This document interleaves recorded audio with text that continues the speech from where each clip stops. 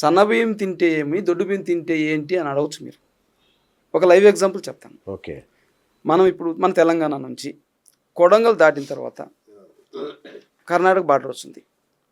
అక్కడ వాళ్ళు దొడ్డు బియ్యం తింటారు, అంటే అంశల బియ్యం తింటారు, జొన్న రొట్టె తింటారు, సన్నబియ్యం తినరు.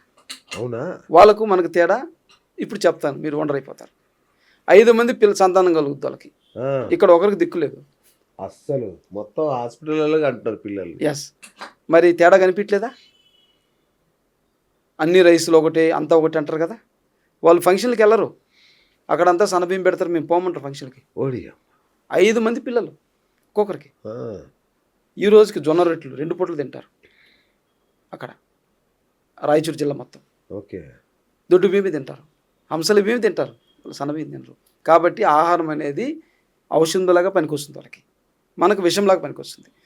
వాళ్ళు బిర్యానీలు తినరు, కోడి బిర్యానీలు, అదేవిధంగా పానీపూరి తినరు, అంటే మైదా ఫుడ్ గురించి చెప్తున్నా. ఇంకా పిజ్జా, బర్గర్, సంథింగ్ ఇవి రకరకాలు ఉన్నాయి కదా, ఇవి వాళ్ళకి తెలియని ఎప్పుడు తినలేదు పిజ్జా, అస్సలకి నథింగ్. అయితే ఏమంటున్నానంటే సార్, అంటే వాళ్ళు అంత గట్టిగా ఉన్నారు, సంతానం అనేది లేకుండా గట్టితనం ఎక్కడుంది? అంతేగా. మానవ జాతిలో సంతానం కలగకుండా ఇంకా గట్టితనం ఏముంది చెప్పండి. కాబట్టి ఆహారం ఇంత తేడా ఉందని చెప్పేదని మీకు చెప్పా. దొడ్డు బియ్యం తింటే ఏమవుతుంది, సన్న బియ్యం తింటే ఏమవుతుంది అనే దాని గురించి. రైట్. ఇప్పుడు లావుగా ఉండే వాళ్ళకి గుండె సమస్య అని మీరు చెప్తున్నారు, గుండె ప్రమాదం. అట్లాగే అతిగా వ్యాయామం చేసే వాళ్ళ వల్ల కూడా ఖచ్చితంగా ఇదే సమస్యనా? ఎస్, ఖచ్చితంగా. అయితే మీకు చెప్పాను చూడండి, ఇప్పుడు నేనైనా మీరైనా లిమిట్ మనము ఒక 30 మినిట్స్ చేయగలం అనుకోండి సార్. అవును. 20 నిమిషాలే చేయాలి. ఓకే, పెంచుకుంటూ పోవాలి. అతిగా 50 నిమిషాలు చేయొద్దు, 60 నిమిషాలు చేయొద్దు. అంటే ఈ శరీరాలు దెబ్బతిని పోయినాయి కాబట్టి చెప్తున్నా. ఓకే, అంతే కదా. అవును. ఇంతకుముందుకి ఇప్పటికి ఈ 4 సంవత్సరాల్లో మార్పు వచ్చింది కాబట్టి అతిగా చేసేసి రాత్రి నిద్ర లేకుండా పోయి ఎక్కువ ఎక్సర్సైజ్ చేశారు అనుకోండి, చనిపోతారు కదా. జిమ్లో లేకపోయేసి మనం ఏం చేస్తున్నాము, మన శరీరం ఎలా ఉంది అనేది పరిగణలోకి తీసుకొని చెయ్యాలి. చేయకపోతే నష్టమవుతుంది. ఈ ఆయుర్వేదం ఏం చెప్తుంది సార్ వ్యాయామం గురించి? అంటే యోగా చేయాలా, ఎక్సర్సైజ్ చేయాలా, జిమ్కి వెళ్ళాలా, ఏం చెప్తుంది ఆయుర్వేదం? మీరు ఏమైనా చేయండి, ముందు ఏదైతే బొజ్జు ఉందో ఇది తగ్గితే చాలు, ఇది తగ్గితే చాలు. నెక్స్ట్ ఇంకొకటి మీకు తెలిసిన విషయం చెప్తున్నాను. పక్షులు ఎక్కువ కాళ్ళు ఉపయోగిస్తాయా, చేతులు ఉపయోగిస్తాయా? రెక్కలు ఎక్కువ ఉపయోగిస్తే హార్ట్ సంబంధించిన సమస్యలు రావు, మీ ఆరోగ్యం పదిలంగా ఉంటుంది. మన పూర్వీకులకు మనం చేసేటటువంటి వ్యవసాయంలో కానీ చేతి వృత్తుల్లో కానీ చేతుల మీద ఎక్కువ ఆధారపడి ఉంటుంది. మీరు చూసారా? ప్రతి ఒక్కటి వ్యవసాయంలో పోయేసి పారతో చేసే పని కానీ, ఎత్తేసేవి కానీ, రకరకాలే. మనం పశువులు వ్యవసాయం చేసేటప్పుడు ఇట్లా అదిలిచ్చే వాళ్ళం చంద్రకలతో, అంతే కదా. కాబట్టి ఎన్ని వేల సార్లు చేయి పని చేస్తుంది చూడండి. ఇప్పుడు చేయట్లేదుగా, వ్యవసాయంలో చెయ్యి పని చేసినట్టు ఏది చేయదుగా. తర్వాత బట్టలు ఉతికేటప్పుడు గమనించారా, ఇలా కొడతారు. మజ్జిగ చిలికేటప్పుడు ఇవి 2 చేతులు పనిచేస్తాయి. కాబట్టి మన సంస్కృతి, మన గడ్డ మీద ఉన్నది అంతా కూడా చేతులకు సంబంధించిన వ్యాయామం ఉన్నది. కాబట్టి అదంతా పోయింది, నిర్వీర్యమైపోయింది, ఇలా అయిపోయారు అందరు. కాబట్టి ఇది చెయ్యాలి అని చెప్తుంది ఆయుర్వేదం. ఇక్కడ నుంచి ఇక్కడ వరకు ఇది ఎక్కువ చేయాలి. చేశానండి, వాకింగ్ 2 గంటలు చేస్తానండి, ఎందుకు పనికిరాదు? ఎందుకు పనికి వస్తుంది? ఇది సార్ మెయిన్. ఇక్కడ నుంచి విలువైన వస్తువులు ఉండేది, ఈ వస్తువులు కాదు. స్టార్ట్ అయితే ఇక్కడ నుంచి, ఇవి గోల్డ్ అంతా ఇక్కడ ఉంది, ఇక్కడ ఐరన్ ఉంది.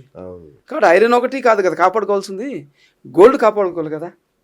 మీ heart, liver, pancreas, kidneys, spleen ఇవన్నీ ఓకే కావాలి కదా. అవి టోన్ కావాలి కదా. అవి టోన్ కావాలంటే ఖచ్చితంగా ఈ 2 భుజాలు ఎప్పుడు చేయాలి. గంటలని లెక్కలేదు సార్, ఇన్ని గంటలని లేదు. ఇది చిన్నగా చేసే పనులు, 100 కిలోలు బరువు ఎత్తట్లేదు. కానీ జిమ్లో అలా జరగట్లేదు. తాహతకు మించి, శక్తికి మించి ఎత్తుతారు, అది అవసరం లేదు కదా. కాబట్టి తేడా మీరు తెలుసుకోవచ్చు, ఏది ఉపయోగమా ఏది ఉపయోగం కాదని చెప్పేసి. సార్, ఈ నిద్రలేమి ఒకటి, తర్వాత నైట్ షిఫ్ట్లలో చాలా మంది పనిచేస్తారు. ఖచ్చితంగా దీనివల్ల ఏమైనా ఎఫెక్ట్ ఉంటుందా? ఖచ్చితంగా ఎఫెక్ట్ కదా సార్ గుండె మీద. అంటే దీర్ఘకాలంగా వాళ్ళు చేయకూడదు. అంటే కొంతమంది వీలు లేక తప్పని పరిస్థితుల్లో చేస్తారు, అవును అవును. కొంతమందికి వీలుండి కూడా తెలియక చేస్తారు. తెలియక చేస్తారు. అవును వసతుండి వాళ్ళకి ఆర్థికంగా అన్నీ ఉంటాయి, చేయాల్సిన అవసరం కూడా ఉండదు, అవును. అయినా చేస్తారు. అవును. ఖచ్చితంగా వాళ్ళ ఆరోగ్యం దెబ్బతింటది. నైట్ షిఫ్ట్ చేసి ఎక్కువ రోజులు చేసిన వాళ్ళకు కిడ్నీల సమస్యలు పెరుగుతాయి సార్. ఓకే. కిడ్నీల మీద లోడ్ పడుతుంది. గుండెకి సంబంధించిన ఆహార పదార్థాలు ఇవి అనేవన్నీ ఉంటాయా? అంటే వంటింట్లో మనకు అవైలబుల్ ఉండే ఏ ఉన్నాయి? వంటింట్లో అని కాదు, ఫైబర్ ఐటమ్, ఫైబర్ ఏదైతే కలిగి ఉందో అవి మొత్తము మనం చెప్పాము. జొన్నలు, రాగులు, సజ్జలు, దొడ్డు బియ్యము, ఇవన్నీ చెప్పాము. ఇవి ఖచ్చితంగా రోజుకొకటి తీసుకోవాల్సిందే. వీటితో పాటు మీరు అన్నారు వంటింట్లో ఏం దొరుకుతుందని చెప్పేసి, అవిసె గింజలు, ఫ్లాక్స్ సీడ్స్, అది ఖచ్చితంగా తీసుకోవాలి. అది జల రూపంలో తీసుకుంటే ఒక ఫిష్ లాగా ఉపయోగపడుతుంది. ఇప్పుడు మీరు అన్నట్టు ఫిష్ కూడా అవసరమే గుండెకి. అవునా? ఎస్, ఫ్యాటీ 3 ఆమ్లా, అది సేమ్ దాంట్లో ఈక్వల్ ఉంటుంది కదా. అవును, అంతే కదా. అది ఆహార రూపంలో తీసుకోవచ్చు. బాదాం కూడా తీసుకోవచ్చు గుండెకి సంబంధించి. కాజు ఫ్యాట్ వస్తుంది సార్, అది బెల్లీలో వస్తుంది ఫ్యాట్, అది చాలా ప్రమాదకరం, ఎక్కువ తీసుకోకూడదు. మీరు బాదాం తీసుకోవచ్చు బాగా, అవిసె గింజలు తీసుకోవచ్చు. ఇప్పుడు చెప్పిన జొన్నలు ఇవి విరివిగా తీసుకుంటే, దాంతోపాటు వ్యాయామం కూడా చేస్తుంటే గట్టిపడుతుంటాం అన్నట్టు. ఫిష్ తీసుకోవచ్చు.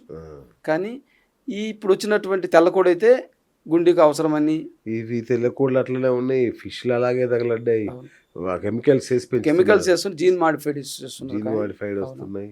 కొంతలో కొంత తెల్లకోడి అయితే పూర్తిగా ఇవన్నీ ఎప్పుడో తింటే 20 రోజులకు ఒక నాటుకోడి ఏదన్నా 2 ముక్కలు తింటే బాగుంటుంది, అంతే తినొచ్చు అంతే.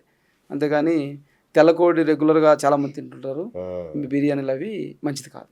సో గుండె గురించి చాలా అద్భుతంగా చెప్పారు. ఇప్పుడు గుండెతో పాటు ఈ మధ్య మనం తరచుగా వింటున్నమాట పక్షవాతం, బ్రెయిన్లో స్ట్రోక్ వస్తుంది అనేది, పక్షవాతం వస్తుంది, అది 35 years 40 yearsకే. ఇది ఎందుకు, దీని ప్రాబ్లం ఏంటి? ఇప్పుడు మనం అనుకున్నాం కదా, రక్తం చిక్కగా అయినందువల్ల గుండెకు ఒత్తిడి అయిపోయి హార్ట్ అటాక్లు వస్తుందని చెప్పాము. గుండెకి సంబంధించిన ఇబ్బంది లేకుండా ఉండి, అంటే ఇక్కడ హార్ట్కు సంబంధించినటువంటి ఆపరేషన్ జరిగి ఉన్న కేసులలో, స్టంట్ వేసున్న కేసులలో ఎక్కువ పక్షవాతం వచ్చే అవకాశం ఉంది. ఓకే, వాళ్ళకి అడ్వాన్స్, వాళ్ళకి ఎక్కువ వస్తుంది. ఇంకొకటి సార్, బీపీ హై ఉంటే క్లాట్స్ ఏర్పడి పక్షవాతం వస్తుంది. బీపీ లో ఉన్నా కానీ వస్తుంది, లో ఉన్నా కానీ బ్రెయిన్లో రక్తం సరఫరా తగ్గి పక్షవాతం వస్తుంది. దేవుడా, ఇంతకుముందు చెప్పాము, ఎవరైతే షుగర్ లెవెల్స్ ఎక్కువ, ఇన్సులిన్ తీసుకున్న కేసులు, బీపీకి ఎక్కువ మెడిసిన్ వేసుకునే కేసులు, ఇవి రెండు ఉండి, అంటే షుగరు బీపీ రెండు ఉండి ఆల్కహాల్ తీసుకునే కేసులు చాలా జాగ్రత్తగా ఉండాలి. వాళ్ళకి సివియర్ కొడుతుంది, చాలా ఎక్కువ కొడుతుంది, కోలుకోలేరు.